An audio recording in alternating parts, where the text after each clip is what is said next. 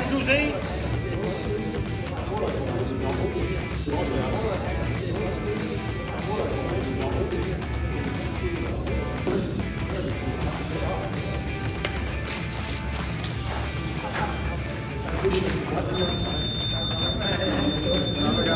Runden færdig plus 1.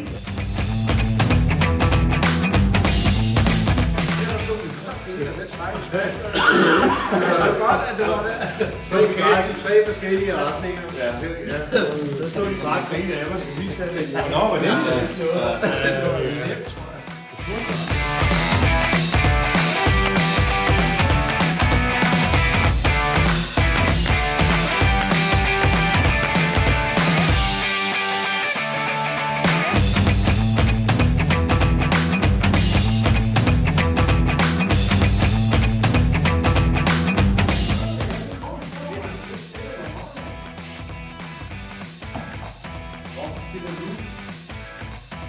Ej, det er også godt.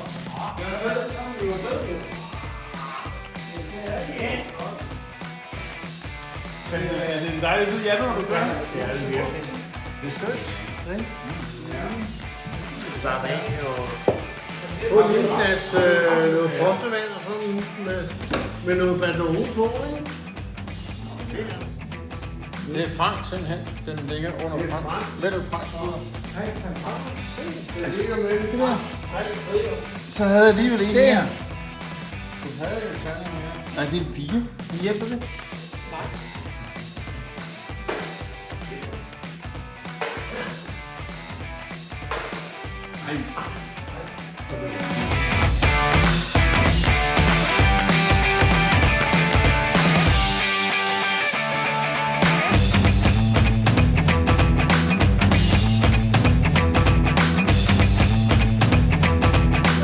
Også 6-mandshold, landsmesterskab i DGI. Så har vi Jens Martin Jensen, også med på 6-mandsholdet i DGI's landsmesterskab. Niels Müller, også med på 6-mandsholdet og vandt DGI's landsmesterskab i Betang. Ole Trier.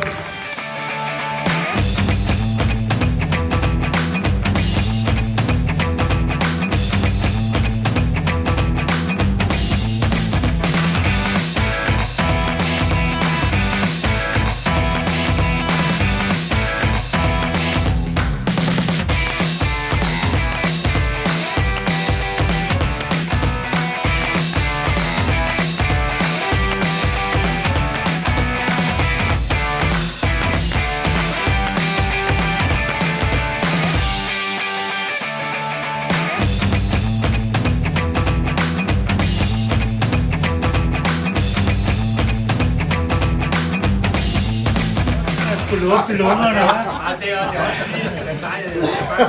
Det er ved, at man skal på toilettet. Ja, okay.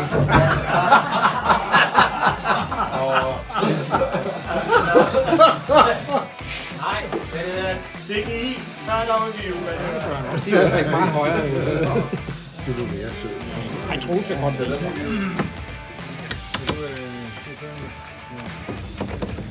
Nej, jeg kører med... Ja, jeg har også kørt med firma.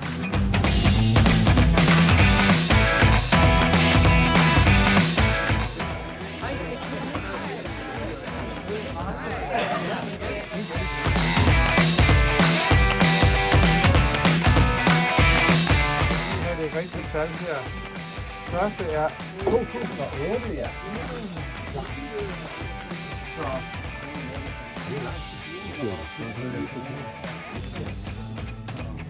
Det er dejligt, at vi kan mødes og at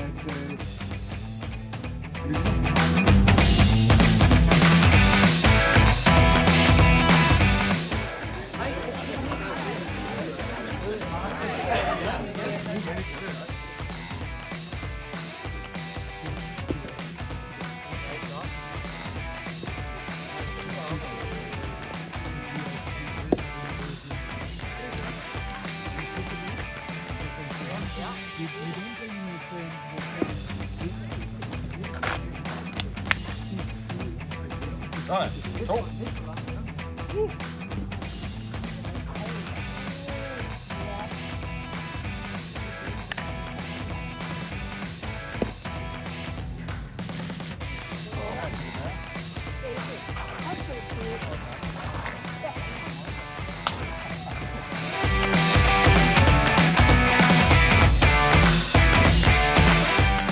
er da også sundt.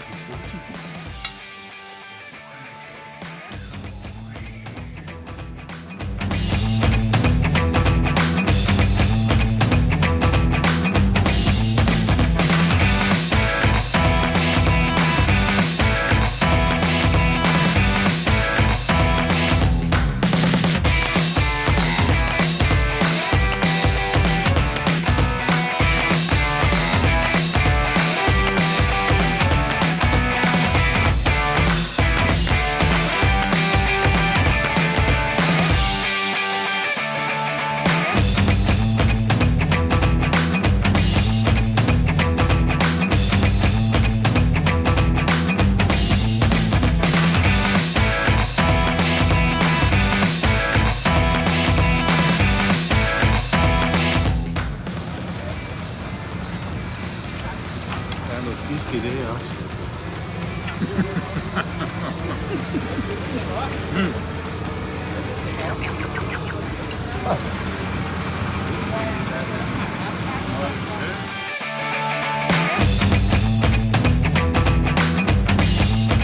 Det var da sundt, at der stikker op på kuglen punkteret.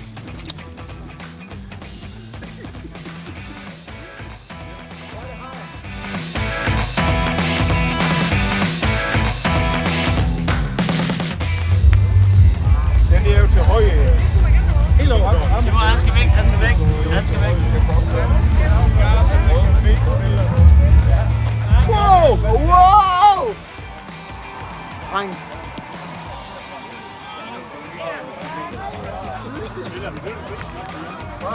Ej, hvor er det spændende. Der var du hjemme.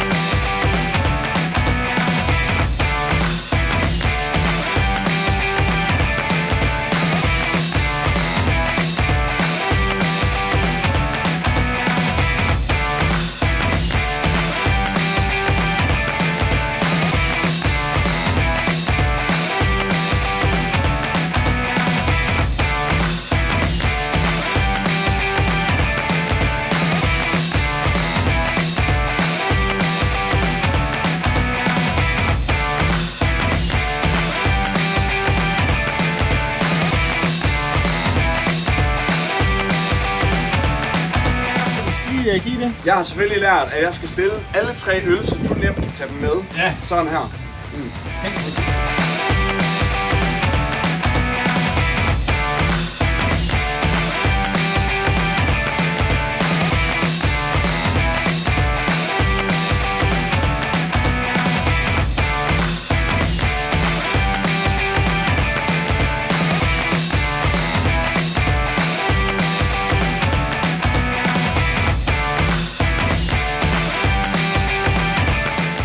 Beachvolley.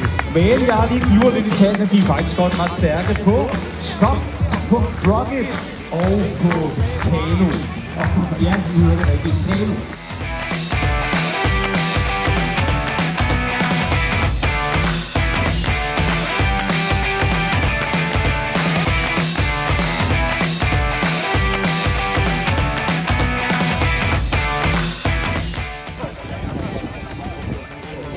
Og på andenpladsen er det skuddrengene.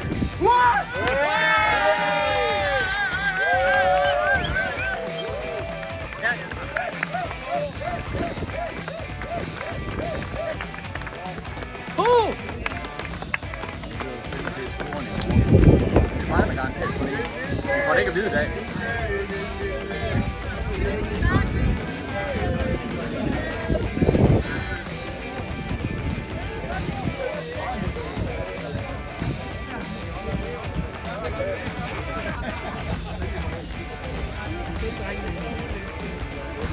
Ja, det er heldigt. De sider her, vægtsider, så skal det jo så ikke. Nej, så gør det vel ikke noget. Det ved heller ikke, hvad det er. Nej, det ved jeg ikke. Der er mange måder, der kan godt være det. Frank kan gøre rigtig meget for at holde farven til sølvdrækkene.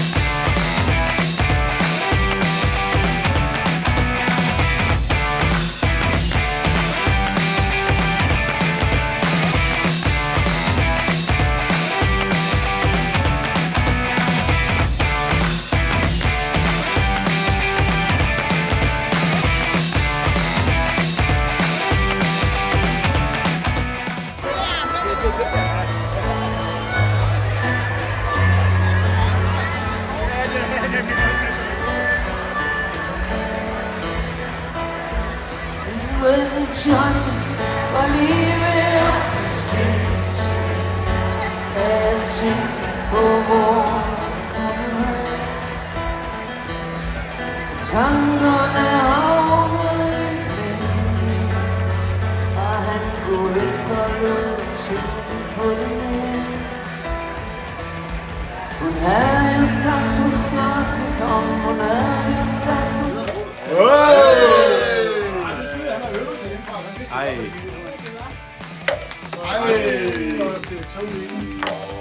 du siger ham. Det er chikane. Det var bare et lucky punch. Det var lucky. Det er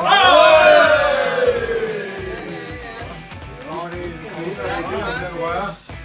Og hvor var en håndtag? Hvad var det den? Ja, det er sådan lidt følelser. Ja, det er derovre. Ja, det er ikke berøring.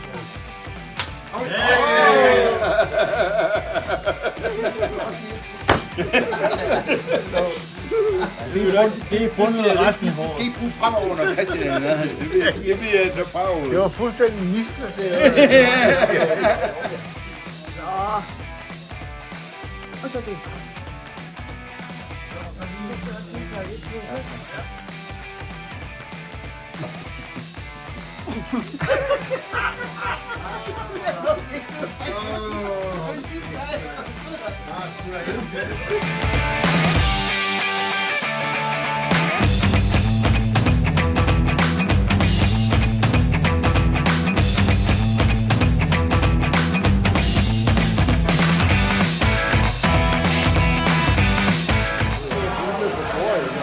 Det jeg sagde til dig, det var rensevæsken. Ja, det var kraftigt. Stor kamera.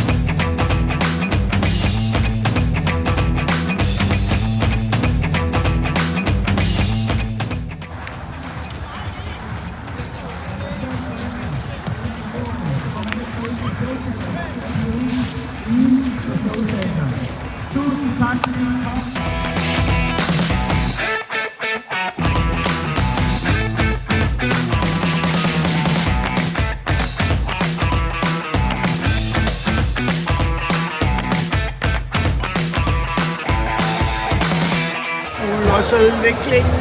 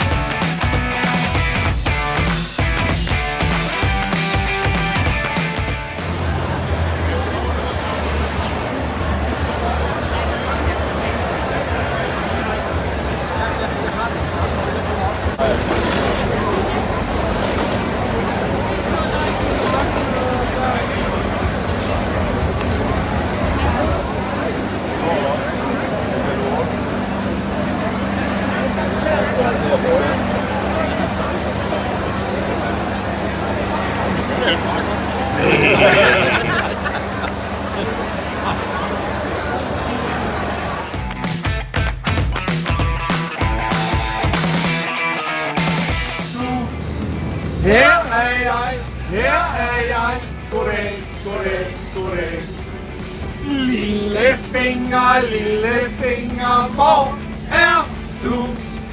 Her er jeg. Goddag. Og så den svære. Alle fingre, hvor er I? Her er vi. Goddag. Vi takker for hjælpen.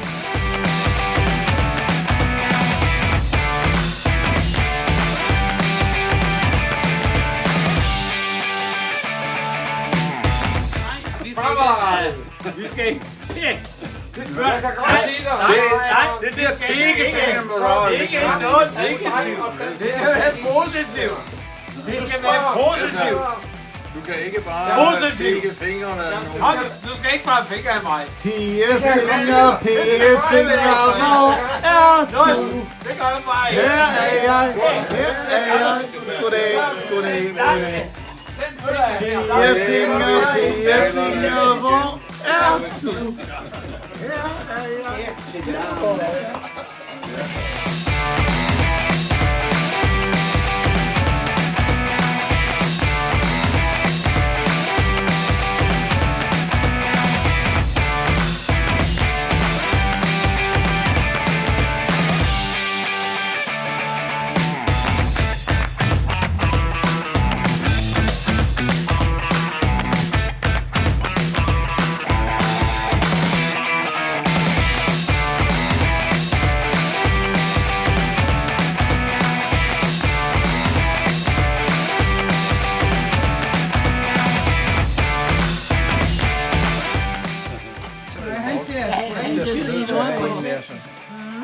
Han får det hele på hovedpuden i stedet for.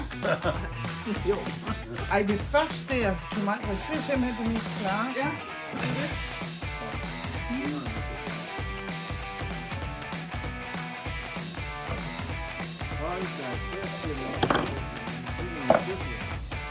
Dygtig, ja. Det er godt. Lige måde.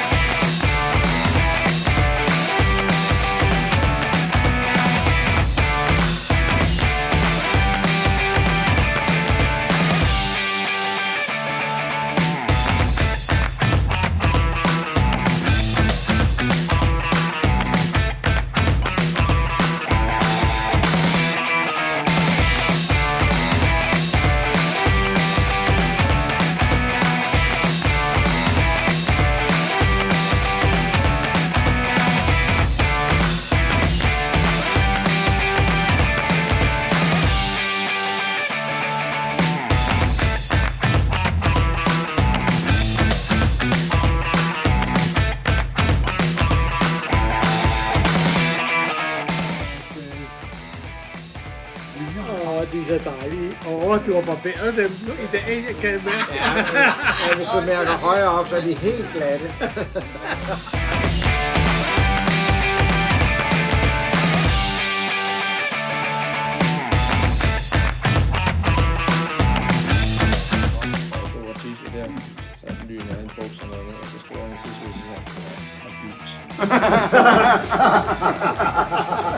Nej, det var ikke sådan. Det mærste. Men den er dig, lille du.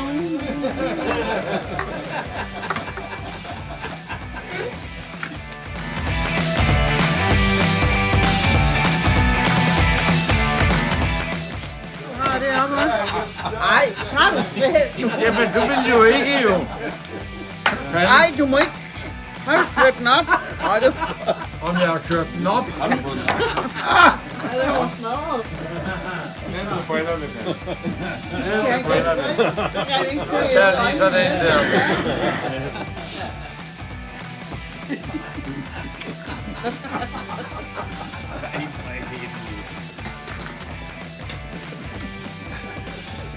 Vi har taget altid 2, så jeg har fået lidt. 2 hvad, siger du? Jeg har fået lidt for dig. Hvad tager du så 2 hvad? Og så en albyl. Ja, albyle har jeg altid. Hvad er albyl? Det er albyl. Det er albyl.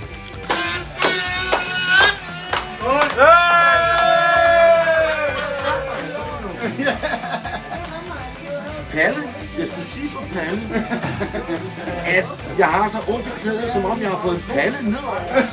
En palle øl. Det er lige så tørstet som mig. Der kan jo mange drukke 17. Hvad hedder den der blomst? Det er uleblomst. Hvorfor hedder den uleblomst? Fordi den er jo lige så tørstig som ule. Den har drukket vand herop fra den, og det er nødt til at sidde den komme. Der var bare ikke nogen, der lagde mærke til, eller ikke nogen, der ville. Nej, det er ikke til at sige, hvad de her forkert står. Ja, Ole, din patte. Ole. Nej, jeg springer over i dag.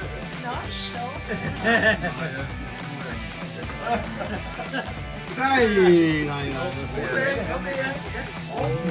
Ole, han er ikke. Men udfordringen er, at det er skarntyde, han har taget imod. Må vi godt få noget musik? Vi skal have noget musik. Ja, musik. Ja, musik. Da da da da da da da da da da da